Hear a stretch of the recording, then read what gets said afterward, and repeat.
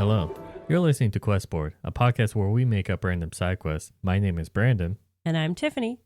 Just so you know, we are not professional writers in any way, shape, or form. At least we don't claim to be. We just really like tabletop RPGs, and we do this for fun. That's right. How are you? Doing all right. Doing okay. On this lovely July week? Yeah, this comes out in July. Yes, we are totally recording this like the day it comes out, because that's how this works. Sure. Actually, okay. I have a small complaint. This is my just rant right now. A couple of days ago, me and a couple of friends did an escape room. I really like escape rooms, and it's fun.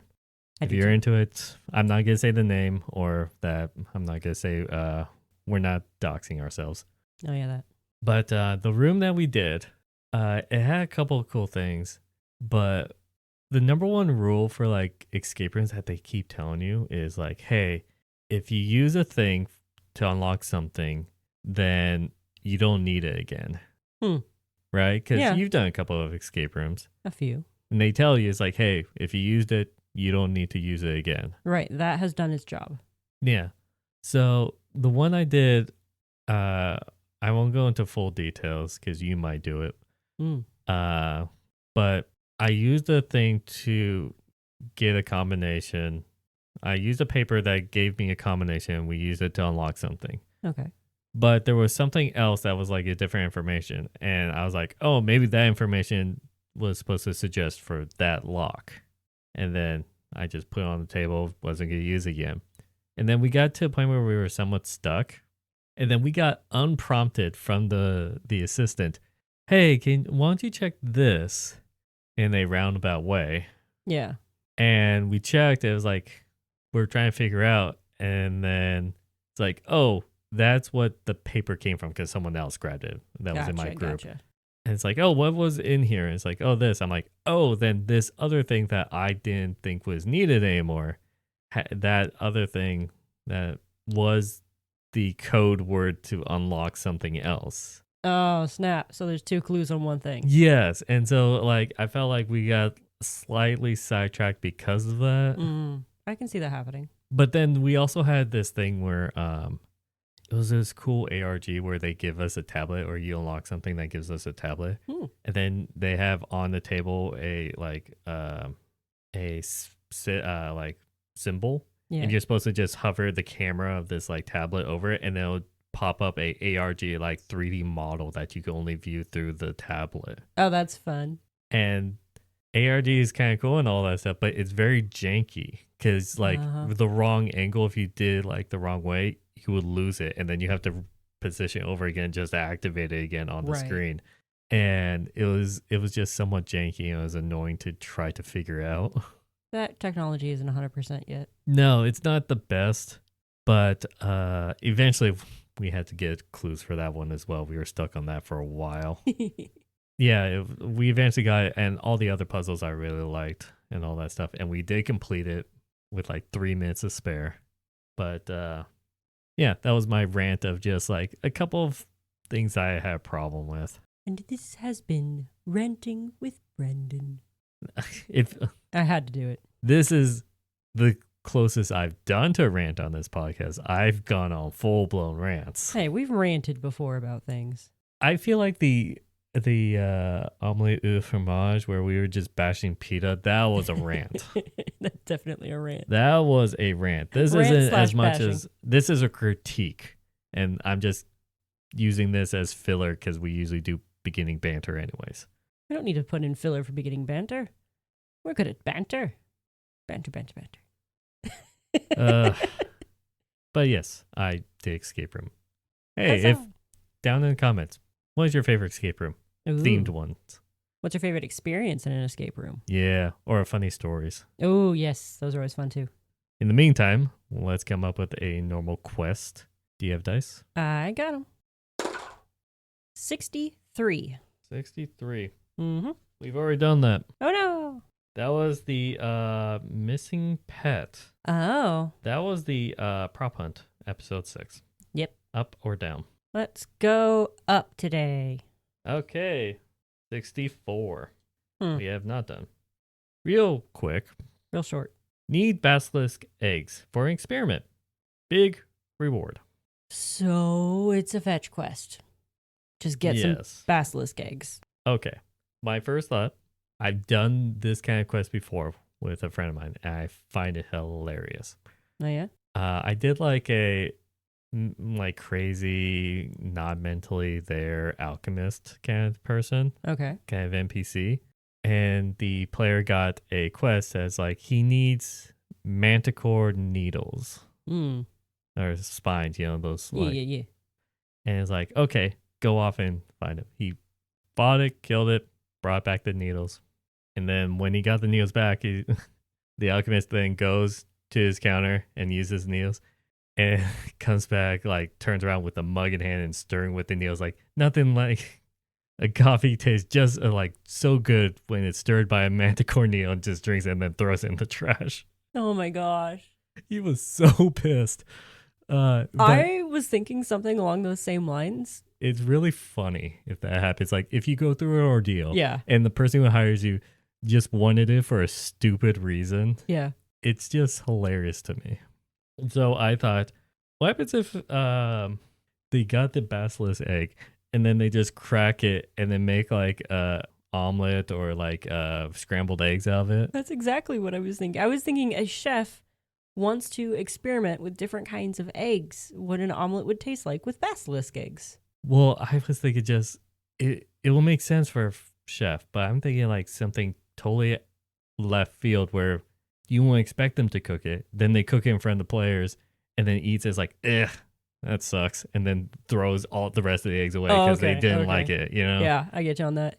Because if it was a chef, then they expect that. Is this just Delicious in Dungeon, but they just want to test out the basilisk eggs?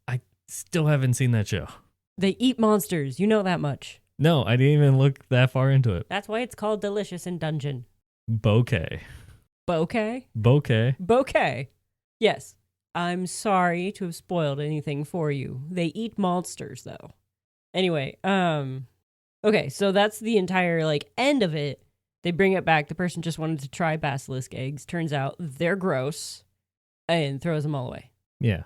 What happens if, like, okay, think of a position or someone who you could see kind of wanting basilisk eggs for maybe research purposes, but not expect them to actually want to eat it and try it and then not like it. No, a research assistant or just a researcher in general who is reading up on things finds out basilisks lay eggs, and they're like, wonder what that would taste like. Well, okay, I'm thinking like a wizard, someone in a tower, like that kind of level of thing where... Could be. Or do you want to be just like a guild leader or something like that? Or just like the blacksmith? What if, like, at the bottom of the posting just says, if you get some, bring them to this location. And, like, so they don't even talk to the person before going out. They have no idea who they're bringing them back to. So, like, they don't know what the person looks like but before. we also have to plan it just in case, because you do put down the location of weapons if they go there first. Oh, yeah, good point. This is open-ended. It is D&D. Yeah. Or Pathfinder, because I think there's basilisks in Pathfinder. I mean, a basilisk is a common mythological creature, so it could be in anything.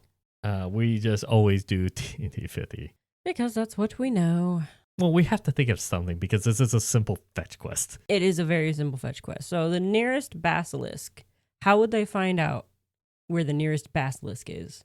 What if they just happen to have basilisk eggs in their bag? What party would already have that just chilling in their bag? / bag of holding. Loot fiends who loot everything. Well, okay, if the D&D is DM is planning this, at least somewhat ahead of time. That's true. They wouldn't give them eggs to begin with. That is true. And there's always the possibility that the party ate the eggs. Oh, no. Okay, unless it's by like hardcore rules or actually following eating rules, most parties don't really eat unless your party's really into that. I don't know. I had a party member one time who kept fish in her pants. Like, she went fishing and caught a bunch of fish and just shoved them down into her really baggy pants. Yeah, but that's like a bit for her. And then periodically kept eating them in front of the rest of us. And our DM was making her roll for like constitution saves and stuff because they were getting a little bit rotten. Yes, but I think that's more of a bit than actually following gameplay mechanics. That is definitely a bit. I don't know. I think it'd be funny if a blacksmith Yeah, asked for it. It's like, why would a blacksmith need basilisk eggs? that's true. That's a good. And then just pulls out like, oh, thank you, and then pulls out a cast iron skillet, cracks it open over it, and then like Starts cooking over the forge. yeah, and then before even getting the reward, Yeah. like oh perfect, and then does that. It's like maybe while it's cooking, just asking like, oh, how'd you catch this? Where was it located? And all that stuff. Mm-hmm. And then when it's somewhat cooked, it's like takes like a I want to say a fire poker kind of thing and just like lifts it up so it's like droopy like Dagger? sunny side a up egg kind of. Oh yeah. And so it's like holds it and then like takes a bite out of it Just slurps it up. and then spits in the fire. It's like, oh god, that's awful. And then takes a second egg and then just tosses it in or something like that. He's like, oh, who would ever want to eat that? Thanks for your help, guys. And the party's just like, okay. Yeah, just have them watch that cutscene. And then hands them the money. Yeah, it's like, hey, thanks for that. I was really curious. Yeah, and he's like a really well-off blacksmith. He's very sought after. Everyone wants something that he's made, so the big reward is like chump change for him, but it's kind of a big deal. Yeah. I mean, to be fair, if it's 5th edition, basilisks are like challenge rating 3 or something like that. Yeah. So it's not like that high up of a level. It does say big reward, though. For that level. That's true. But I think that'll just be a funny just end cutscene. And if your party is higher level, you can just throw like a whole bunch of basilisks at them. True. It'll be like a den. I don't know if they Yeah. actually live in dens. I don't know. Well, let's look up the stat block for a basilisk. That's not gonna tell the lore behind it if they live in dens or not. This is true. Good thing I still have the monster manual from last episode. Huzzah! So give me a second.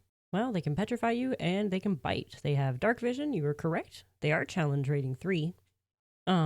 Medium sized. 52 hit points. That's actually pretty good for what they are. I'm just filling space while he flips through the book. Find it yet? Yeah, it's found it. Their art's cool. What do they look like? Oh, that's so cute. You never seen a picture? No. It's like these really cute blue lizard things with all these red spines coming out of its They're a back. medium monstrosity. Yeah, and they've got like a stumpy snout going on. It's so cute. I also have a twisted sense of cute. So cute to me is probably grotesque and horrifying to some other people. But I think it's adorable. And it's blue. I love blue. Now he's silently reading the page. I'm trying to skim. It doesn't say anything about living in like groups or anything like that. Yeah, well, I've had DMs that have homebrewed that they live together. Yeah, well, they thrive in arid, temperate, or tropical climates. Their lairs are caves or other sheltered sites. Okay. Often, basilisks are encountered underground. Useful. And then it actually says a section if they are born and raised in captivity. You can have one as a pet? It's dangerous. Very. Well, we will explore that more if we actually roll that in Monster Spotlight. Yes. That was a little tease for whenever that happens. And it's on the list. Yeah, we can make them live in groups or like an alpha or something like that. Yeah. Or the party can just find a nest somewhere. Like they can be told, oh yeah, I'm pretty sure there's a basilisk that Up has in the a- mountains. up in the mountains or in this cave near town or far away from town even. Like they have to ask around town to find out where the Or nearest they basilisk is. research at a library. Yeah. Yeah. Not a lot of D&D parties do that. No. Your guys did. Well, that's the Found best a way to library. find information. It is. It really is.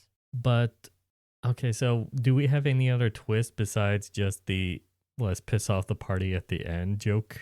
Not really. I mean, fighting a basilisk is already kind of a big deal because if you get petrified, it's not fun. I've been petrified to the point where I had to sit out a few sessions. Oh my god, are you fine? No, You got better. I got better. Yeah, no, it was actually a gorgon that got me. If only it was a cockatrice. Those are only petrified for like 12 or 24 hours. Gotcha. No, this was permanent until someone used, I think it was lesser restoration on me. But our party didn't have that, so they were just carrying around a me statue for a while. Lovely. Yeah. Another one of our players couldn't make it to a few of the sessions, so I just kind of like stood in and played him. We need to add something. Come on. I know. We're diverging because we got nothing. Okay, the basilisk that they end up finding, whatever they go after, the basilisk they end up fighting is an anomaly. There's something different about this one. It's either bigger than your average or it does something a little different. Okay. Other possible one. What if a basilisk nest was being attacked by a specter or a beholder? Ooh. Beholders are more difficult, so specter's usually easier. Right. Specter or spectator? Back to the monster manual. Yeah, because specter is a type of ghost. A spectator is the beholder dude that only has like 4 headstalks, right? I believe so. Okay, new page or new tab on my bestiary page. I do believe. Ooh, or Death Tyrant. Oh, yeah, there's A those two. spectator is challenge rating 3. Okay, so it's same challenge rating. And it's got only 4 different eye rays. Confusion, make it a paralyzing. spectator. Beholders is challenge rating 13. Yeah, no, beholders are mean. Yeah. Okay. So what, it just wants to eat the eggs too? Or it wants to make the cave its lair. It's a territorial fight. Okay. So they come across a territory fight between 2 challenge rating 3 things. Yeah, so then I think this is a good idea because it would be a single basilisk and you see like the nest with like, let's say 3 eggs. Okay. If the party decides, hey, we'll let them fight out, there's a chance that the eggs will break. Yes. So then they'll have to intervene to reduce that risk. But how do they do that without incurring the wrath of both of them at the same time? Which can both paralyze you, by the way. Mm-hmm. So that's not fun. Also, spectators can create food and water. Just thought I'd throw that in there. That is a really random thing that they can do. They can feed themselves. So it's not there to eat the basilisk. Like I said, it's territorial. It's territorial. So it it wants wants to live that there. cave. Yes. It's a really nice cave, too. Let's say that. It's got like cool water structures coming down one side, like You're talking about stalactites? stalactites or stalagmites, those things. I thought, okay, not an expert. Stalactites are on the ceiling, stalagmites are on the floor. Yes, that's why I thought, because I always think of the thought of the ones on the bottom might kill you if you fall. Oh, I remember stalactites are on the ceiling because tightrope walkers walk high. Okay, we have 2 different ways of remembering which one's which. And they're both correct. Nice. Okay, it's nice and spooky with the stalactites / stalagmites. Yeah. So, all right. So we have a fight over, I'm sorry, I'm just completely forgetting a word right here. Place to live. Lair? Lair. Yes. They're fighting over who gets to keep the lair. Yes. And if the players stand back and watch, they will see at least one egg get smashed. Yes, I think that's why I said 3. Yeah. Because one has to be sacrificial. Mhm. We have to create the tension in the fight. Right. And so that will hopefully get them to get in this fight. Or think of a way to handle it. Right. This is their creativity at this point. Mm-hmm. We laid down the risks. Yes. If they fail, they have to find a new nest. It's not that big of a deal. Yeah.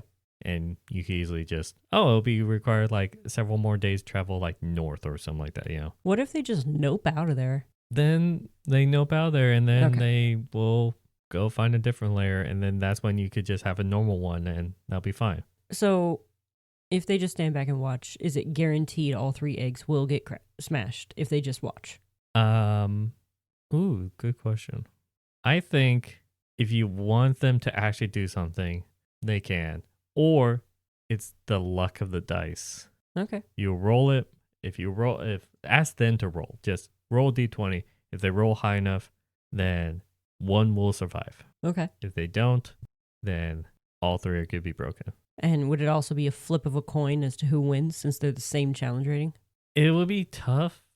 Now I'm realizing how like it might be a little bit boring on the player side. Right. Because if you're just watching a D&D combat, which is slower than just a role-playing moment. Right. Of them attacking each other.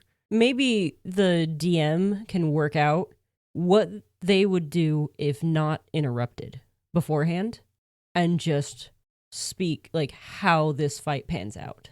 Okay, you could do that, or you could just say there's no misses to attack, so you're slowly chipping away their health, Right. and all attacks hit while they're just simulated attacking each other. Okay. So that it'll slowly, because if the party then wants to like step in the middle or wait until it's like near the end before stepping in, Right. they can. Maybe, I know how one of the eggs could get damaged. How? The wounding ray.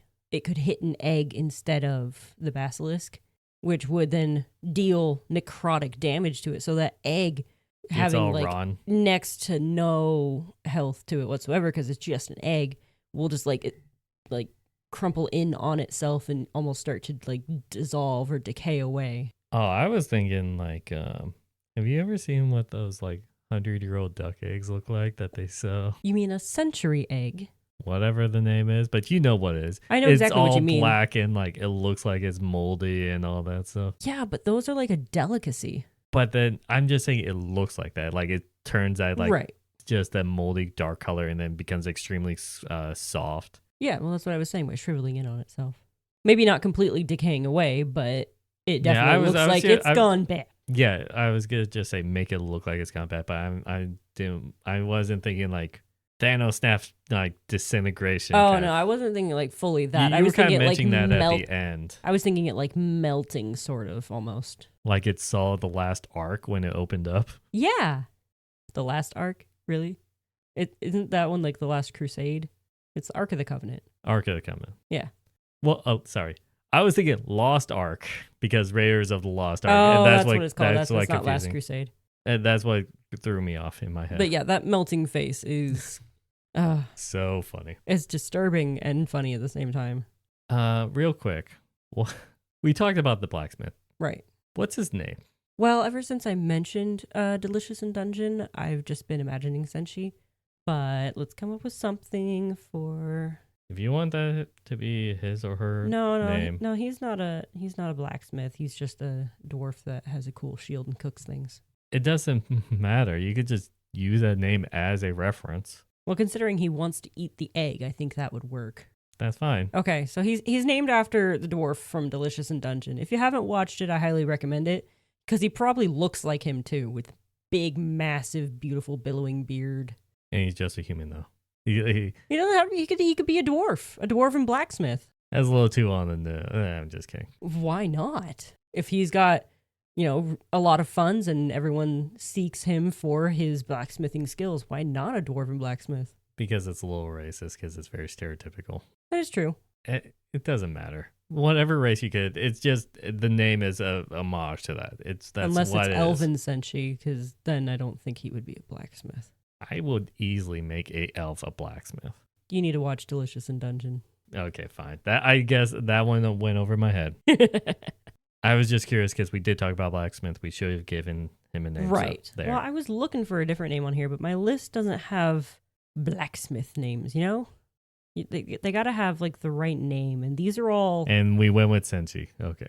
Yeah, Senshi. Well, Senshi's a character who's not a blacksmith, so... Anyone could be a blacksmith if they really wanted to, Tiffany. Yeah. It doesn't matter what your name is. This is true. If you really want to be a blacksmith. Brandon isn't really a blacksmithing name, but if I really wanted to, I could be a blacksmith if I trained really hard. My family's trade name isn't Smith, so. That doesn't mean anything. Nope. You don't have to have your name be your limiter. I know. That's true. You are not limited to your name. Live your dreams, people. Until, after you graduate college and then you need to pay off the loans. So then you start giving up on your dream. And then you make a podcast and talk about it. Yeah. This is the closest we have to using our degrees. I think we talked about that like several episodes ago. Yeah. Graphic design's hard to get into, though. Everyone requires 6 years. Anyways, that will be a rant. And I'm not going to do that rant. This was almost ranting with Brandon. Do you have anything else to add to this? No, I think it's a fetch quest. The players need to go get a basilisk egg. They figure out where a basilisk is. They find it, except it's currently fighting with, what was this thing called again? Spectator. A spectator. I scrolled up on the wrong page. And if they sit back and watch, the eggs will most likely get destroyed. In fact, they will witness one of them getting... In the beginning. In the beginning? In the beginning. In the beginning? One will be destroyed just to set the tone. Yeah, like the first thing they see is egg smush, and they're like, oh no! After one round of combat, 6 seconds. And so they can either step in and do something about it, or sit back and watch, or get the heck out of Dodge and go find another basilisk. Yeah. Who may or may not have eggs. I was just going to give them the second one because that's already killing enough time. That it really is, yeah. So they find the eggs, they bring it back, hand in the eggs, and he cooks them. Well, at least one of them.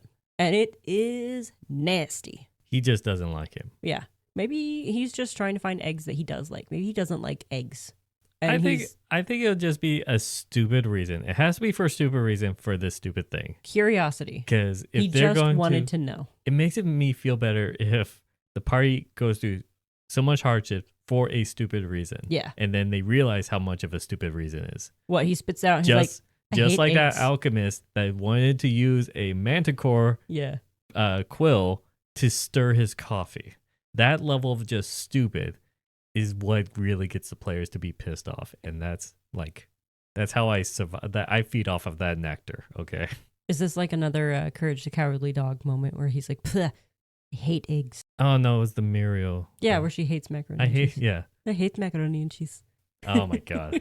I love that moment. It's beautiful. Which this is the second time we've talked about it. And it will probably come up again because it's a glorious moment. No, we based the Bard behavior episode yes. off of Muriel doing that. Yep. Like that moment was based on his entire personality was based off of that bit. So good. And I remember that. Okay, so maybe he doesn't hate eggs. He just hates these eggs because they don't make good scrambled eggs or sunny side up eggs. However you like your eggs, these aren't good. I think it's just according to taste. Yeah. Because I always I've said before, I believe on this podcast, a small thing I like to do is hey, everyone has different tastes, but if you want to say that you like this meal or like this food, you can. Mm-hmm. Or you could just roll a D10 and that's how much you like it. Yeah. From 1 to 10. That is true. And I've had my friends go along with it. It's let's see if I like this. And it's no, this tastes like crap. But this, within the same dish, it was a 10. And it's just it's just something funny to just role play. Now I'm curious. You don't have control for. I want to try different eggs now. Okay. I may have had a quail egg. If anyone wants to send Tiffany an ostrich egg, if any of our fans has access to that, I don't think you should ship an egg, though. Ostrich eggs are really tough. Just saying. I don't know. That was the most exotic egg I could think of. I know. I've watched a YouTube show, Mythical Kitchen. He cooks with ostrich eggs sometimes, just for fun. Don't watch that one. Anyways, I think, we're pretty much done? Pretty much, yeah. It's a fetch quest. It's just go get the thing, bring the thing back, and the twist is he wanted to try it. And we'll hate it. Guaranteed hate it. Yes, he does not like it. And throws the other one out while he's at it. Yes, if you brought multiple. Yes. But it pays the same amount, though. Yes. Okay, well, we do have 2 social medias. One is on Twitter at QuestboardPod, and the other one is YouTube. If you're watching this on YouTube, you could say something down in the comments.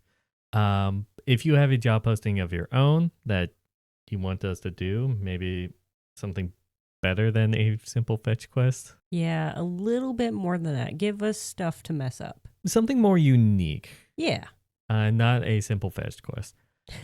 Or simple fetch quest, and we will complain about it. Yeah, we'll do a rant about why you made this suggestion. Or if you actually did this, let us know what the party's plan was to deal with the fighting monsters and how they handled it. Or, more importantly, how they reacted once, what's his name? Senshi hated the eggs, or single egg. Let us know on either platform. I think with that, I wish you all a good night. And happy questing.